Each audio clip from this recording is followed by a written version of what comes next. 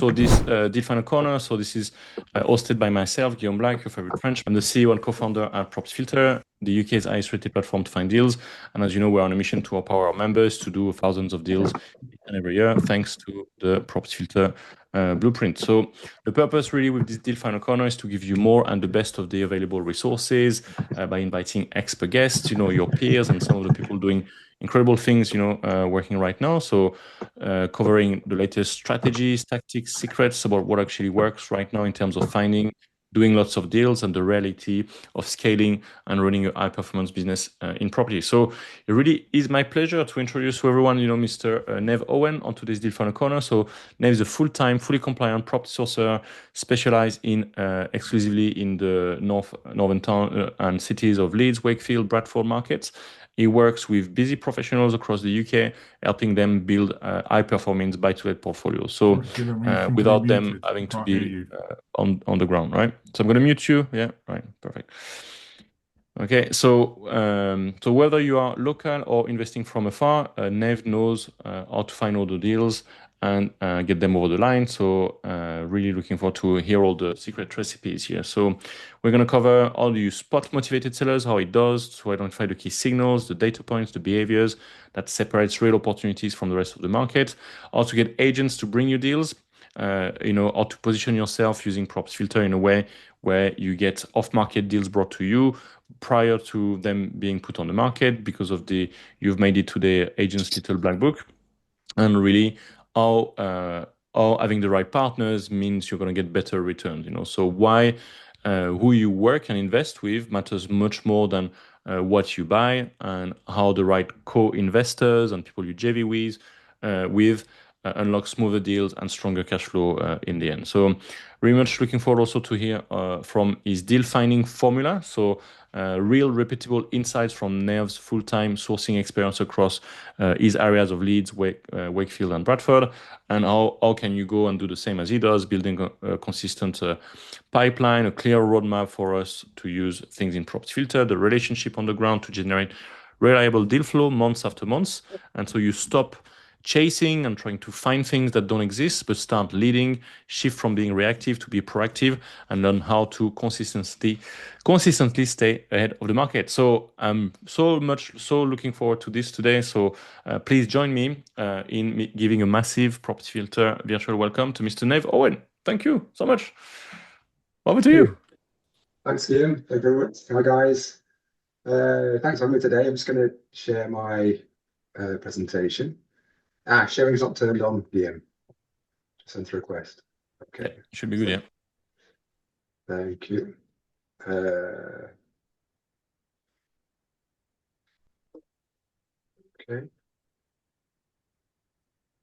Can you see the presentation okay? Yes. Good. Okay. Okay. Yes, thanks, Guillaume. Thanks for having me on today. My name is Nevil Owen, and today I'm going to talk to you about using Property Filter to find motivated sellers, which in turn has led to lots of off-market opportunities for both me and my clients.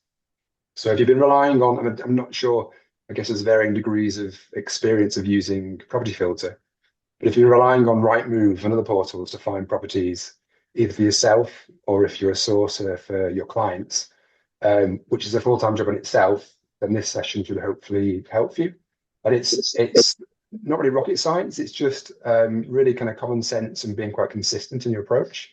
So I'd like to show you a kind of more data-led approach, which is helping me make my pipeline more predictable. So a bit about me first. So I'm a full-time sourcer, buy-to-lets operating exclusively in Leeds, Bradford and Wakefield. I'm no longer a jack of all trades, jumping in out different strategies in different areas, which I was for quite a long time and didn't get very far doing it, so just spread myself too thin. Instead, I'm now focusing on becoming more of a local specialist with buy-to-lets. I'm compliant, so when you see these deals being shared in Facebook groups and WhatsApp chats, it can sometimes feel like a bit of a wild west of sourcing. So in 2023. I became a compliant sourcer, property sourcer. I'm now fully registered, insured, which my clients, who are mostly business professionals, business owners based in the south, southeast, some overseas, they appreciate this as they sort of need someone who they can trust to be their eyes and ears on the ground. So before Property Filter, as I'm sure you've all kind of experienced yourselves and gone through yourselves, sourcing for my clients, I mean, it's now much more streamlined than it used to be when I first started.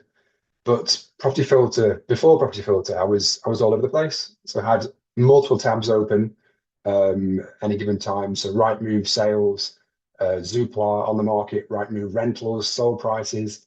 Had the little the plugins, Property Log, Pat Marv when they started charging Property Log for the price changes. I had Trello cards for notes, loads of spreadsheets for tracking, to remember who had spoken to about what, and to try and have some sort of try and create some kind of system to follow up on offers I put in.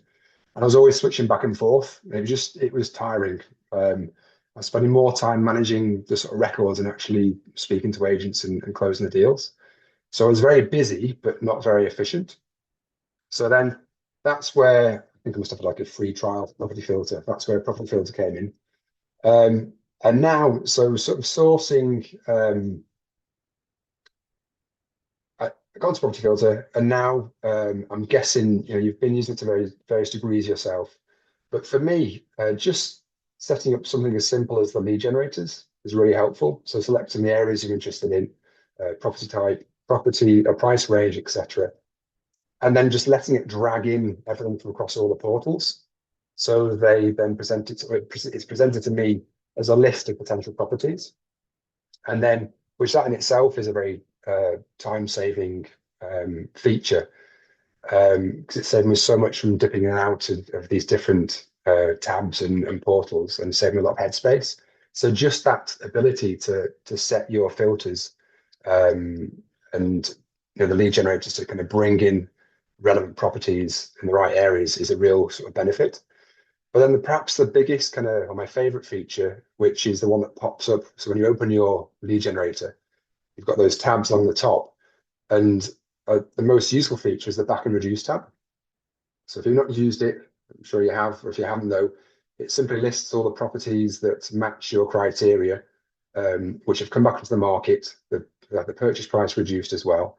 And these are the vendors who have likely been let down by a buyer, or they've realised that the initial price was too high. And maybe the agent kind of promised them a certain price, and it's not come to fruition. So these vendors, if it's kind of 3 months down the line or more, they're often tired, frustrated, and most importantly, now more likely to be looking for more certainty over the highest price. They prefer that sort of certainty. So by focusing here, I'm not just looking for houses, I'm looking for the sort of highest probability of a motivated seller. And it sounds simple and it sounds kind of obvious, and it's the most obvious feature within Property Filter, I think, that kind of stands out when you open your lead generator. But it's by far the most effective thing I'm using on a regular basis to find suitable opportunities for me and my investors. And an example of this, so I've got a confession to make. I was rushing a bit making this preparing this presentation last night. So and I realized once I sent it to Guillaume last night, that this example I'm about to show you doesn't actually it didn't come through that back and reduce tab. I spotted it as soon as it came to the market, because I also look at the new properties. However, it's a good example of how sellers who've been messed around are often more open to offers if they feel that it will lead to a more certain sale. And this is a good example here. This is in Leeds. It's in Morley, just outside the city centre of Leeds. It's a really good location. You've got the train station, so it's one stop to Leeds. It takes a few minutes, 10 minutes. You've got access to the motorways, very close to the motorway network. It's a nice little kind of market town. Lots of suitable properties, very high rental demand. And this one, so it came on the market. It was in July 24. Came at 145, which was overpriced. It was a probate sale, and I offered 122 based on the work that was needed and local data, and they rejected me. It went to a London buyer, a London investor, who offered them full asking price. But as is the case with a lot of these, so the one I think sometimes when they're overpriced, find that's quite helpful because they just kind of get loads of silly offers and they just sit there for ages and then become more frustrated. When they're kind of priced right, everyone jumps in and it kind of gets there's a bit of a bidding war. So when things are priced a bit too much, they're often the ones that are good to kind of stick in my pipeline and keep an eye on. So this one, I didn't delete the lead. I used Property Filter to set reminders. I told the agent, look, I'm a local investor. I've got my proof of funds solicitor ready. So if that buyer pulls out, I'm here. I'm keen to purchase. So I kind of planted that seed early on when it was first put on the market. And then I followed up in August. So a month later, followed up with the agent. It was still going through. It was still marked sold subject to contract. I followed up in September, and then in October, the London buyer who had clearly overpaid for it, realised what they'd done, they pulled out, and then I saw it on Property Filter, and then the same day the agent called me because I guess I was their sort of reliable backup. I've been persistently contacting them saying, look, I'm keen, I'm ready to go. Kept showing up. And then the vendor eventually accepted, after a bit of back and forth, they accepted my original offer of 122. So just this kind of persistence. So Property Filter helps initially to kind of to find that property. So it was a new less than 5 days on the market. I saw it was what my investor at the time was looking for, this particular investor. Put the offer in for what I thought it was worth due to the condition, the work needed doing, and the comparables, and then just kind of stuck it in the pipeline, as I do with various other properties. So it's just there in the pipeline, ready to kind of follow up at different stages. And then what this has led to, so this is how I'm finding properties on a regular basis, just keeping in the pipeline. And sometimes I've got one where I went back, I think it was almost just over a year, and they accepted in fact, they accepted less than my original offer after a year. So just, no immediate rush, just stick them in there if they're suitable. Work out the price, not the asking price, but what do you think it's worth, and just keep following up. Which again, Property Filter helps with because you can set reminders, you can put them in different parts, you can create your own steps in the funnel, and that's really useful. And this is still part of my day to day. Checking that back and reduce tab, putting offers in, following up, and ensuring that me or my clients are not overpaying for any on-market properties. But this consistency, Property Filter helps me to build. I guess it hasn't gone unnoticed by some of the agents, the local agents. So when you're using the data to explain why your offer is what it is, not just taking the mickey, agents realise that you're not messing around, and it just makes their job easier because it's important. They want to kind of maintain a good relationship with their clients, their local agents. So if you can help them to keep their clients happy, then they'll come to you. And that's what's happened here. So, being this kind of, I guess, this like no nonsense buyer, some agents we've already bought from are now coming to me with off market or pre-market opportunities. And in fact, our most recent 4, in fact, buy to lets that are currently in legals didn't get to Rightmove. So they were agents who called or emailed just because they knew that me or my investors are serious and our offers are sensible. So just that consistency of showing up, being that person on the phone or email, and it depends on the agent. Some I email, depending on how the kind of communication is. Some I call, get a bit of a rapport going. But just that consistency, constantly showing up, has been really helpful in one, getting the properties for the price I think they're worth. But two, now for these agents to then start coming to me saying, look, we've got this one. It's going to come to the market. Do you want to take a look first and get that first look in? And also kind of sense checking them. So if they've got an asking price and I'm saying, well, I don't think it's worth that, then they will actually, some of them will sort of listen. So it really helps to have that consistency and how that's sort of progressed. And then this is kind of, I guess, perhaps if you're a sourcer, a key lesson is, especially if maybe getting started as a sourcer, not every investor is looking for 30% BMB or some, high turnover HMO or like a rec, a do-upper. Now, my clients, they're busy professionals, they're business owners, and they're looking for wealth preservation. So they want assets that are safe, low risk, hands off. They're not looking to run like a short-term lettings business or a building site. They want the right property at a fair price with a good tenant. And by understanding this, I can source deals that people ignore because I guess they're too boring. They're not, massively discounted, or you could spend a year trying to find the perfect deal. But I'm a deal sourcer. I've got clients who are looking for properties now. So having that kind of consistent flow is what works for me and my clients. So I guess you could say with these particular clients, I'm not just kind of selling them houses, I'm selling this kind of more stress-free future. So simple steps. I think I'm racing through here, aren't I? But yeah, simple steps just as a kind of as a reminder how to replicate this. Um, so first of all, identify step one. So I set up the lead generator. So for me in particular, and investors in particular, it's certain postcodes within Leeds, Bradford, and Wakefield. It's houses, 2 to 4 bed houses, freehold houses. It's a certain price range. So depending on investor, it's generally sort of like around 100K up to 180, 190. Sometimes a bit lower depending on some Bradford postcodes.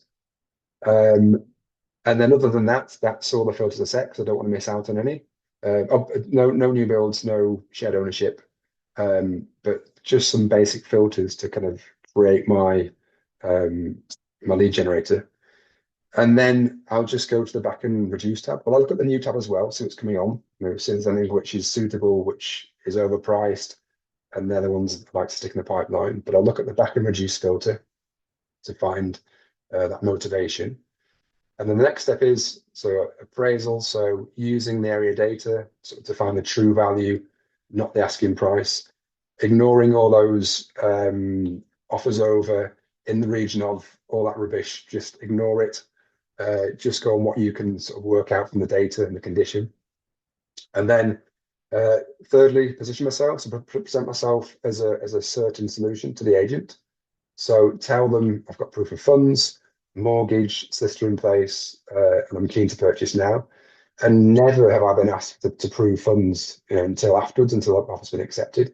If you show you're confident and you show that you're serious and professional about it, then I've in the past sort of 3-4 years, I've never been asked to show proof of funds prior to having an offer accepted. Only then do I send them, and I send them immediately. And then nurture. So setting reminders. So if the deal isn't ready today, it might be in 3 months' time, just so it doesn't slip through the cracks. And if you're following it regularly, agents do notice, and that's when they will come back to you with one you've offered on, or they come back to you with other properties that might be of interest to you. So, key takeaway really is simple. So stop tab switching, bit of a kind of promo for property filter, and avoid scrolling for right move. And then switch from being sort of reactive when things pop up to being a bit more proactive. And also build your reputation as a person who uses data to solve a seller's problem, and then the deals will start coming to you. I think I have raced through, haven't I? I apologise, but I'm sure there's more time to ask questions if necessary. But yeah, I think we've got the Q&A now with Guillaume.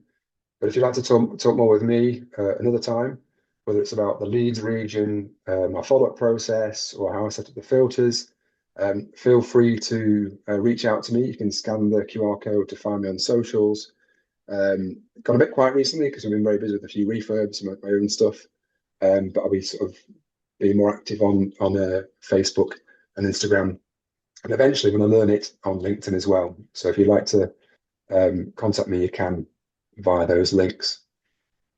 But yeah, Guillaume, if anyone has any thanks so much. questions, I no love it. Thank problem. you. Thank you, and then I'll invite everyone to queue your questions in the chat. Make the most of the time we have with Nev, and see if there's any more things we can pick from his brain. So I took a few notes, and thank you so much for that. Just like the masterclass of how the software was meant to be used, right? So well done, for embodying the blueprint and just going out and and doing the most. Yeah, Stephen, if you type your question, I'll read them for you. Okay. So you talk about overpriced properties being motivated seller factories, so basically, sometimes people ignore, they scroll past properties because they're overpriced, but really it's just a matter of time. People, and it's, we see this everywhere, right? People are stubborn until they want to get rid.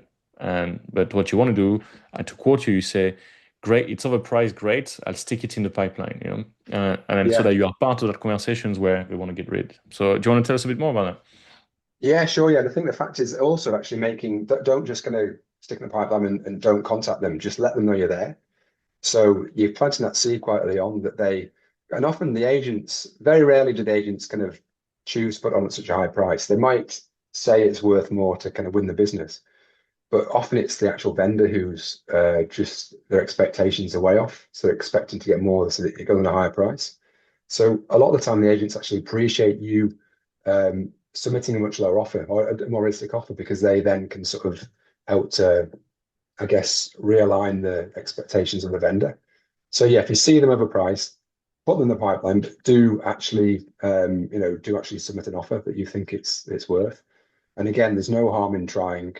If they refuse, which they probably will do, then just continue, stick in the pipeline and continue and um, look for others. Can we drill down a little bit on this, right? Because so many people are, maybe they're coming to this, they're used to, buying stuff on Amazon. The price is the price. You add to the cart, you check out, it's at your doorstep next day.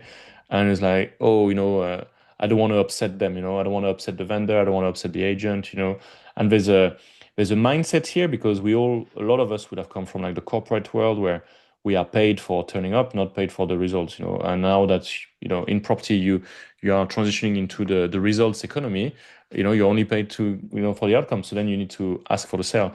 And most of us have not been, doing door knocking sales and things like that. And we are really not used to rejections and things like that. So can you talk a bit about your mindset of this, putting the offers for what it's worth to you and removing this fear of upsetting people and this paralyzes people might find themselves because they don't want to just pick up the phone and start those conversations. Yeah, yeah, sure. I mean, as long as I know when I first started, I used to put in silly offers and it just got quite wearing and I got a bit depressed because I got so many rejections and some agents getting really offended by it. But then when I kind of realized that actually, as long as you can justify why you're offering that amount of money, whether it's due to the condition or the fact that there are no comparables to support what they're putting it on for, and it's okay to kind of offer a bit lower. I know, like I say, that consistency. I'm not looking for massive BMB all the time. I just need to make sure we're not overpaying for the properties. So as long as you can support the reasoning behind the offer you're submitting, then there's no reason why you should be embarrassed about it.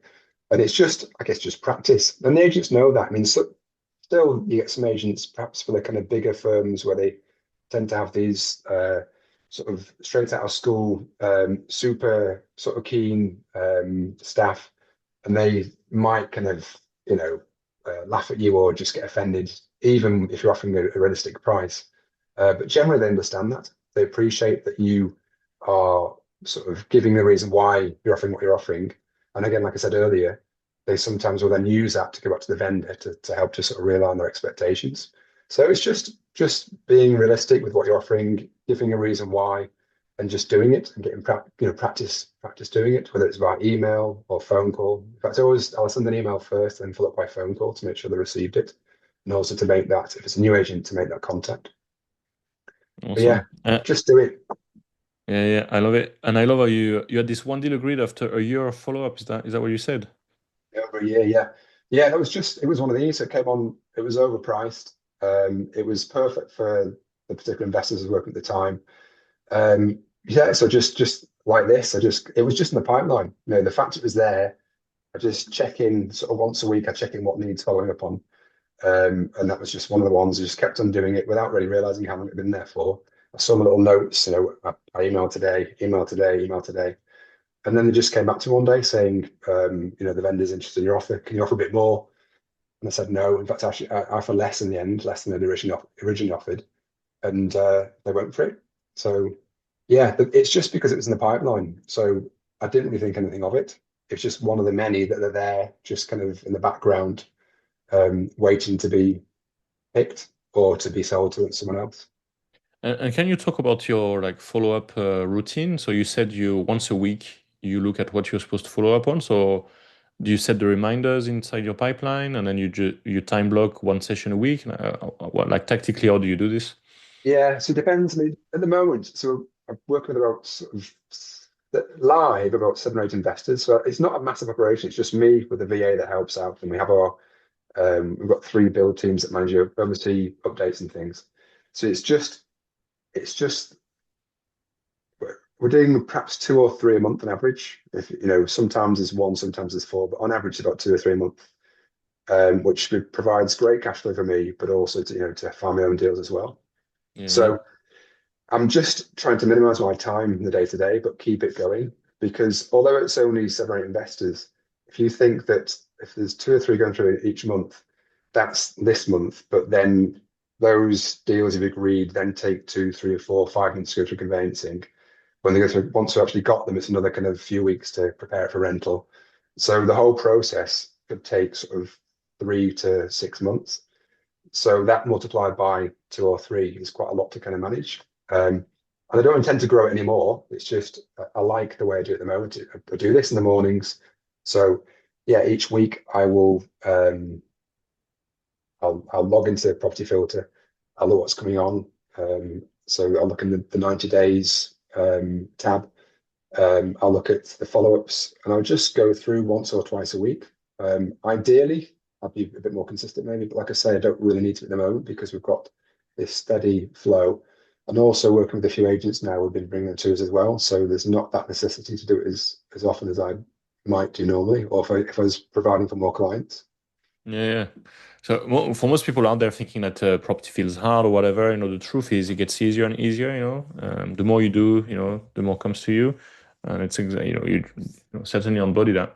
Um, yeah, it's really great to see and with your do you find now to do 3-4 deals a month you're spending is it 2 times 1 hour a week on property filter? Is it something like that? Oh. I like to say that, but on Property Filter, yes. On Property Filter, probably 3 or 4 days a week. And I'll go in bursts as well. So I'll have it on the Monday, I'll kind of get stuck in. So perhaps 3 or 4 hours on the Monday, and then through the week, another kind of 1 or 2 hours a day. Yeah, Um, yeah. but you And said that, but about that's the, time you are on the phone. You're not just looking at the screen, right? yeah, so it's using that as my kind of CRM, I suppose. So Mhm. it's checking what needs following up, it's sending emails, it's making phone calls, updating the notes. Um, so yeah, that's my kind of platform I'm using, and I'm doing things out of the platform at the same time. But you say it can be difficult. I think it can be overwhelming because I said earlier I was a bit of a jack of all trades earlier, and just trying for the past sort of 25, 30 years, trying all sorts of things while I was in a full-time job and had a business. And it wasn't until I started doing this a few years ago and really kind of drilling down on buy-to-lets in my region that it became easier. So when you're just looking for certain things in a certain area, it becomes a lot easier. So I'll just do this. I'm looking for assisted sales and flips myself, but my main kind of core business is buy-to-lets. So when you kind of simplify it and don't overcomplicate it, it becomes much Yeah, easier. no, that's great. So I'm gonna take the questions from the chat. So we had Steven ask for a question earlier. So how do you go and qualify deal very quickly based on the average open market or asking price? Or what sort of numbers do you look at to assess what's the property value? For example, a property is on the market for say 100K, and would you look at buying it for 80% of that value or for 20% BMV? How do you go about assessing the property value, and then what do you offer? And then the follow-on question is, if the property is on the market for 85, uh, like therefore, like, do you go and negotiate anything? Do you always negotiate even if the property is well priced, basically?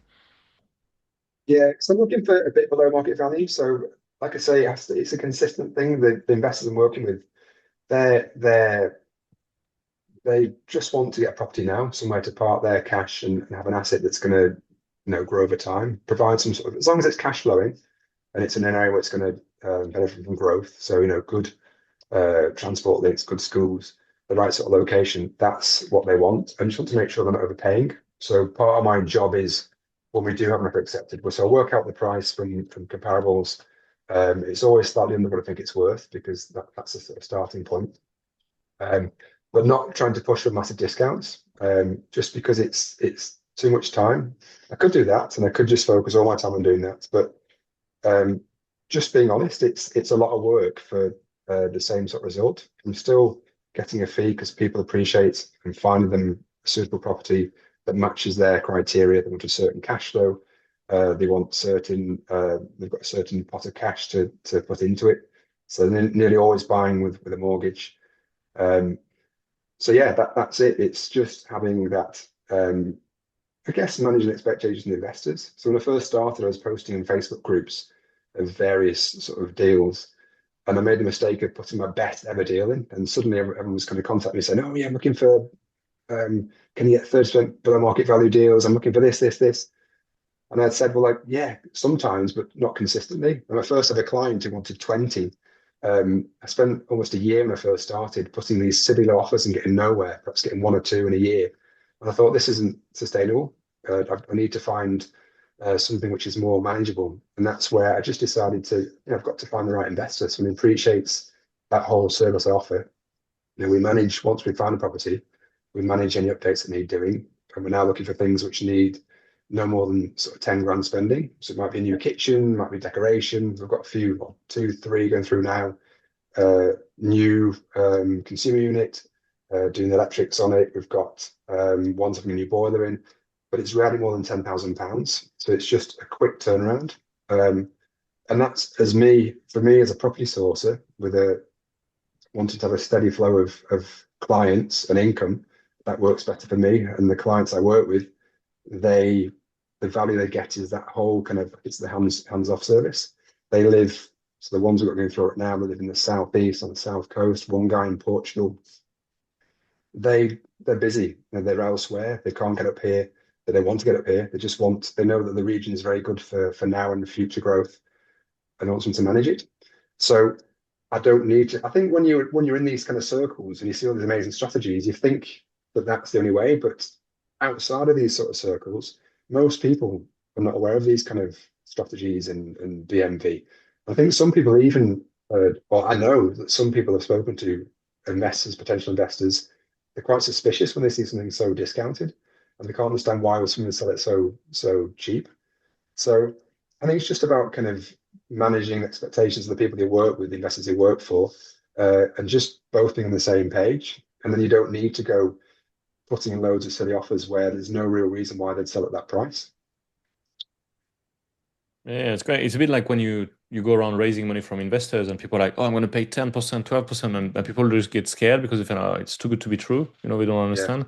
So yeah, don't assume. Yeah, yeah. and speaking of investors, so how do you sign up investors? How did you find these guys?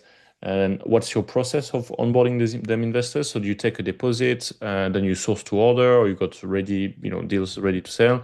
The properties, do you then do the whole turnkey thing with the managing the refurbs, letting them up as part of the service?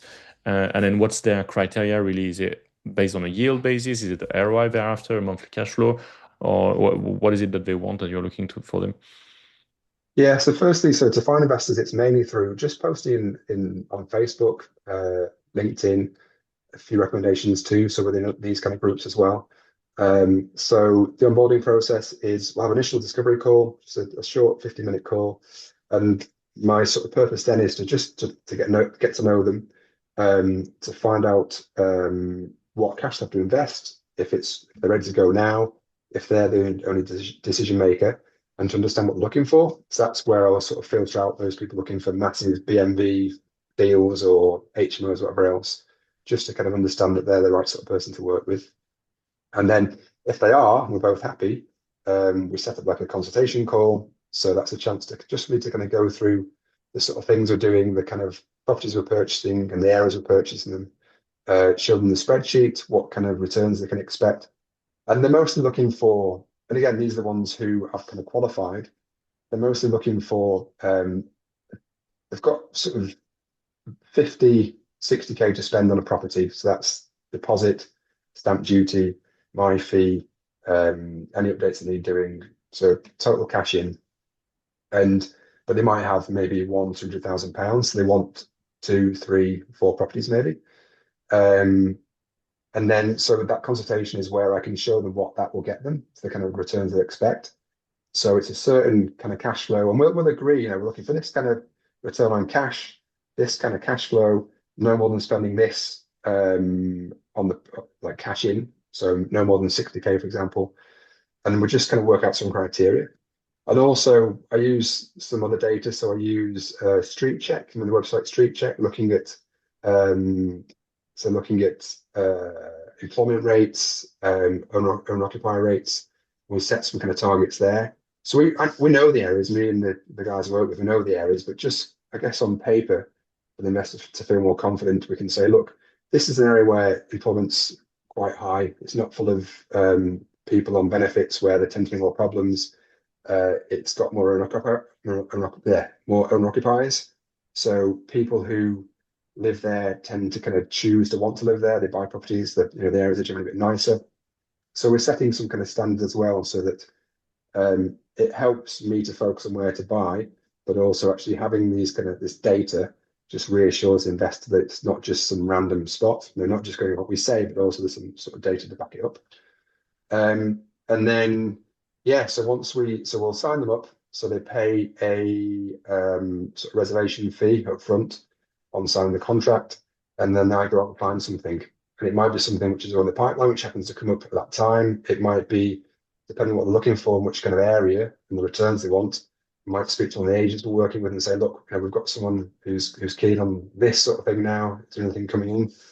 And quite often within sort of 2, 3, 4 weeks, we'll find something suitable. And in that sort of during those first few weeks, I'll be sending a few things just to kind of get a feel to make sure we're on the same page. The kind of properties we're looking at, the kind of condition they're in, how much work they expect we're going to do.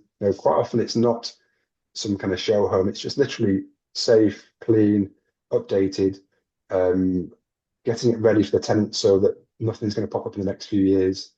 So yeah, we'll find something within the first month normally. As soon as we find it, I'll send them like an investment pack, which has details of the property, sort of walk around photos, videos, comparables, the work we're going to do, all the funds that are needed at what stage. And then once we get it, so then we'll submit the offer on their behalf. We've already got their details. When we're on board with them, we've done sort of AML checks. We've got proof of deposit. We've got solicitor lined up, broker lined up, either theirs or ours. And so they're ready to go. And then once we get it, so we've got, like I said, we've got 3 different build teams in different areas. So one sort of Bradford way, one Wakefield way, one Leeds way.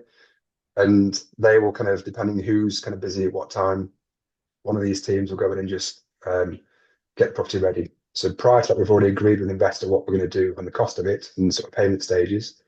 The team then goes in, does the work, and we just say 4 weeks. So that's because, even though we've got these guys sort of ready-ish, they're still busy doing other things as well. So just to be a bit more realistic with expectations with the investor, we give ourselves 4 weeks to prepare the property, because it's not big refurbs. It's just, like I say, max 10K. But we have to, we don't want to say we're doing a week and then we're waiting for 3 weeks. So we just say within 4 weeks, we'll have it finished, photos taken, the letting agent will have the keys ready to show people around. And then, and the balance of the fee as well. So that we take the commitment fee when they first sign the contract for me to go and find property for them. And then I take the balance of that fee, of the sourcing fee, once we complete. So as soon as we complete, I'll invoice them for the balance, but I'm still with them until the end. So I'm still with them for that process of updating the properties until the letting agent gets the keys. So yeah, that's kind of like a run through of that whole process. And then beyond that point, so the agents, I work with 2 agents in particular who are really experienced, they're really helpful, they help to kind of also bring properties to us as well. They then manage it, and we have a kind of quite sort of close working relationship. So if anything pops up further down the line, they can come up to me if they need to.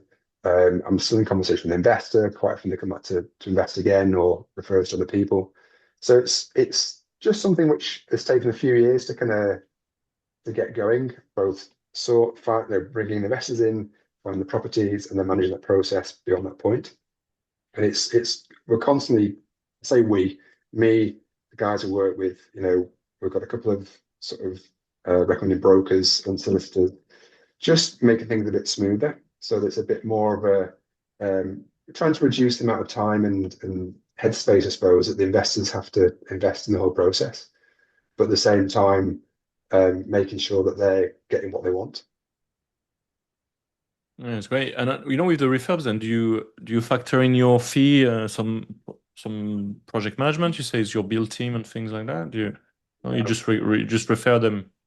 So if it's over 10,000, yeah. So it's over 10, initially I'd take, um, I'd invoice them and I'd then hold the money and then pay the contractors just to make sure they got paid on time. But it was just that my accountant didn't like it. So it's just a nightmare tracking things. So now we just make sure that we get written confirmation and email from the investor that they know what needs paying at what stage, and they agree to pay at each stage. So the space on a Wednesday evening, I get photos of updates, or I go and take photos of updates. The builder sends an invoice, send that to the investor on the Thursday from the contractor to the investor, and the investor agrees to pay the invoice by the Friday lunchtime, so he can then pay the trades. Um, so yeah, and PM fee, if it's over, I do say if it's over 10 grand, but it rarely is, then it's a 10% PM fee. But because it's mainly being managed by contractors, I don't, it's they're doing the work. I'm already charging a fee for sourcing, so I don't need to charge a PM fee on top. Yeah, great. And with the refurbs and stuff, do you find yourself having to upgrade the EPC and work to an APC target for them? Because if you want the hands-off passive, do you find that's a big thing? Not really. Some people are concerned about it, but I think the fact it's always changing, the goalposts are moving, it's getting pushed back and back. I think people, they kind of recognize that they might know, is it really worth spending a fortune now if it needs it to do something which might not be recognized as relevant in a few years' time. So when we're looking, the things we're buying, very rarely are they unrentable when we buy them. So they're all kind of EPC E or higher, or A to E. Um, we might do so. One investor, we had to do a few things to get a C, and it was just things like putting smart TRVs on the radiators, which in the end was a nightmare because we kind of knew this. The tenants couldn't operate it properly. We were going in to kind of fix it for them all the time, and they changed it back again. But yeah, some most of the property we're finding, they're kind of C or D anyway. Sometimes an E, and they're not specifically looking to get it up at this stage. If it's a bigger refurb, maybe, but when it's just a few grand, they're not that bothered. And that's mainly because I think, like I say, it's been changed, the goalposts change all the time. So it seems pointless spending time and money to do that when it might change anyway. Yeah, awesome. It's quite good view actually. Just pay for what you need. I've made the mistake sometimes to future-proof the property a bit too much. Yeah. Paying 6 grand for a national electric supply to the garage because I'm gonna build 2 units in there, and then you never go around. So Yeah. yeah, just do what you need. I think as long as it's safe and compliant now, so we've got the gas cert, we've got the ICR sorted, and just things like we're making sure that nothing's going to pop up in a few years' time because they put that cash in and they want to get a bit of cash flow first before they have to spend any more money. So we want to make sure that when the tenants go in, it's we've done everything we need to do. So sometimes it might be, for example, a sort of dated looking kitchen, but it's in good condition. So we might just change the fronts because we know it's going to last for a long time. Or just making sure the roof's okay, just spotting things which could cause problems, a few years down the line. We're trying to not so much future proof, but just avoid unnecessary, make it safe first, but avoid unnecessary spend in the next few years. Yeah, awesome. And in terms of your, obviously people always come to us and say, "Oh, I don't want to work with agents. There's no deals out there." And you prove, that the relationship makes it that they work for you. They bring you deals off market before they list them. And they do this because you are super clear, professional, and proactive, and you're clear on what you want, and you've positioned yourself as this go-to property problem solver in your area. Um, but when it's someone you've never spoken with before, never really had business, dealings or business with, like new agents, how do you introduce yourself? If it's on the phone and it's a cold conversation, or you're walking into the branch, so what do you say to the agents the first time around? I don't really. I just because I'll just do it by submitting an offer. So there's a property they have because we've got quite a lot going through. And the same when I first started. If there's something which matches our criteria, I'll offer on it. If they say no, we'll go in the pipeline. And as you're building those up, and again, you through that follow-up process, you're building that or starting to create a relationship with the agent. Yeah, yeah, You don't need to, they just kind of see from your actions what you're about. yeah, yeah, Whereas they must get so many people that go, and I think when I first started, I did go to a few agents and then you could sort of pitch them rolling their eyes, when you say, "Oh, I'm really keen, I'm gonna do this." And it wasn't necessary. It's just literally just doing what we do. And gradually over time they start to realize or recognize that you are genuine, you are serious, and you do kind of do as you say. And you don't then need to introduce yourself as such. yeah, yeah. So yeah, well, how do you cold call or do you have cold conversations? The answer is you don't. You just do the No, stuff, right? yeah. You just book viewings on the right properties where there are problems to be solved. You are proactive on your follow-ups, and And then they will say, people trust you by the demonstration of the way you portray yourself, right? So yeah. And they'll tell you they have people that come in just doing just that. And they say we get so many people, calling or whatever, and then they don't hear from them again. Whereas, yeah, if you're just doing it through your actions, then you yeah, build up yeah. that trust.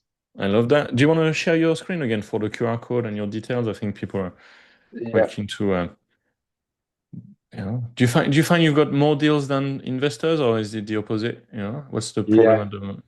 Yeah. But I mean, I've not been, like I said, I've been off the socials and I've been just because I don't want to, I want to make sure that I service everyone well. And I don't need to be overstretched because it's like I say, it's a nice steady income. And I'm doing my own projects as well. So I don't want to I've been really busy in the past and I don't need to do that right now. It's just literally providing a good service. Um, but the current investors were kind of reaching the end of apart from a couple who want loads, reaching the end of their kind of current sort of spend, I guess, their current buying Yeah, yeah. cycle. So I've been looking to take on more. I'm going to start my bit more promo in the coming weeks and months, I think. Yeah, that's awesome. I'm guessing so. If anyone in the room recognize themselves as one of them, like reach out to Nev, and it should be quite cool. Mate, thank you so much for that. It was really insightful. I love how you embody the props filter blueprint. How you use this to do like many deals on not that much time a day. Which is really great to see. Do you have any sort of closing sentiment for all of us? Um, No, I think just like I say, just kind of prove your worth through your actions. And it doesn't need to, you don't need to, and don't just, if you're not going to follow through and purchase, don't offer. If you can't kind of follow through, don't bother doing it because you just burn bridges before you get started. So just get stuck in and show that consistency. Yeah, the way you do one thing is the way you do everything. So yeah, love it. Nev, I really appreciate you taking the time to come and share your story, your methods, and really how you make sourcing sound easy, right, for all of us. So thanks a lot for that. I really appreciate. And Thank to you. everyone else, yeah, thank you. Thank you for joining us today on today's Deal Final Corner. Hope you enjoyed it and look forward to seeing you next week. So in the meantime, you know what to do. Like do what Nev does, right? Log on to Props Filter. Go and find those motivated sellers, start those conversations, use the pipeline, as your CRM system, like Nev was saying, and then who knows, sometimes they take weeks, sometimes they take months, sometimes a year later, you are in the game of building momentum. Your competition can't outwork you if you outlast them. It's this little and often that Nev just demonstrated to us today. So go out and go out there and do it and make the most of these incredible property opportunities we are in right now. So thanks so much. Hope you enjoyed today's Deal Final Corner, and I look forward to seeing you next week. Thank you so much, Nev. Really appreciate it, my friend. Okay, guys. Okay, Thank guys. you. Bye bye. Bye bye, Bye bye. all.